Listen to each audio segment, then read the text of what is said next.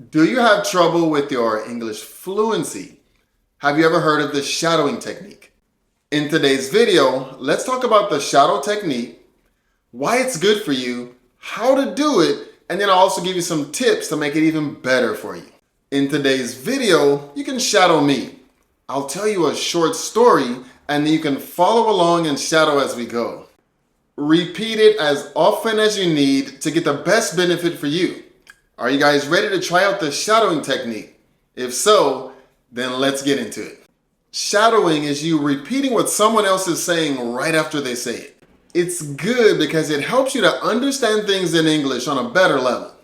It's a great way for you to start feeling the rhythm and the sounds of the words that you're copying.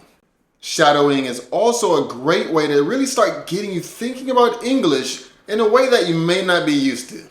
You get good practice at close listening.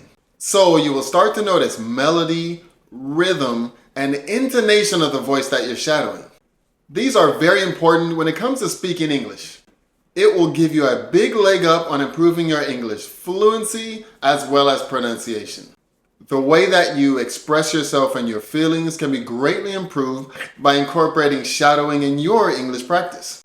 Just listening to a sentence and focusing on the words, you can sometimes lose the feeling that that speaker wants to get across. Shadowing makes you pay attention to how something is being said, and this can be just as important as what is being said. It's also a great way to improve your English speaking when you're practicing on your own. Since you don't need anyone to practice with, it's a convenient way for you to practice English and improve in the comfort of your own home, when you're out and about, or anywhere that you like. Next, let's talk about how you can do the shadow technique. The way that we're going to do it today is you're going to play the audio and then immediately repeat right after you hear what's being said. There's no pauses, you're just going to be repeating the speaker immediately after they say something. You can also go line by line if you like. The focus here should be repeating my accent exactly the way that you hear it. If you have everything down, how about let's get into the story.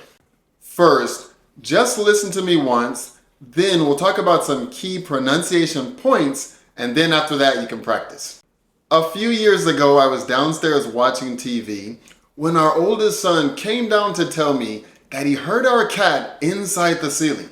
If you listen closely, a few years ago sounds linked together. I also wouldn't make any pauses until that first comma. Inside is also the part of the sentence that is emphasized the most. Did you guys notice that? It's the most interesting and surprising information in this story. Okay, so now let's try practicing together, so just speak along with me. A few years ago, I was downstairs watching TV when our oldest son came down to tell me he heard our cat inside the ceiling. Okay, so if you want more practice, you can pause it here and then go back and repeat that line as often as you like. Here's the next part of the story, so first, just listen.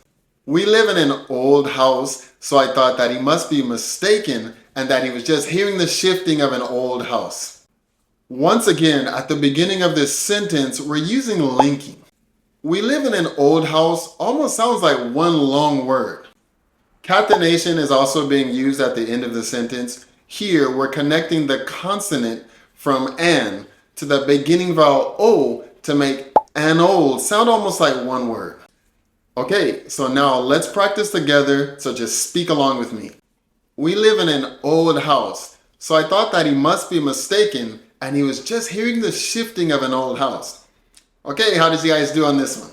Here's the next part of the story, so once again, just listen. When I went up to his room to check, I was surprised to hear small footsteps and that our cat was definitely walking around up there. Notice the pacing and the intonation here. You don't need to rush everything out at once. Can you pick out which words are strong? How about which ones are weak? This is a key part to sounding more natural. Okay, now let's practice together. So once again, speak with me. When I went upstairs to his room to check, I was surprised to hear small footsteps and that our cat was definitely walking around up there. Are you starting to get it? Okay, here's the next part of the story. So once again, listen first. Listening closely, we started to hear the muffled sounds of our cat moving around from place to place. English is a stress time language, meaning that stressed syllables occur roughly at the same intervals. This creates a musical or uneven rhythm in English, which is in contrast to a language such as French or Spanish, in which each stressed syllable is pronounced with basically the same duration. Are you able to pick up on the stresses? In this sentence, words like started, here, and muffled are stressed. Words like we, to, or the are less stressed, and we can pronounce them quickly or reduced. Okay, now let's practice together. So once again, please speak along with me.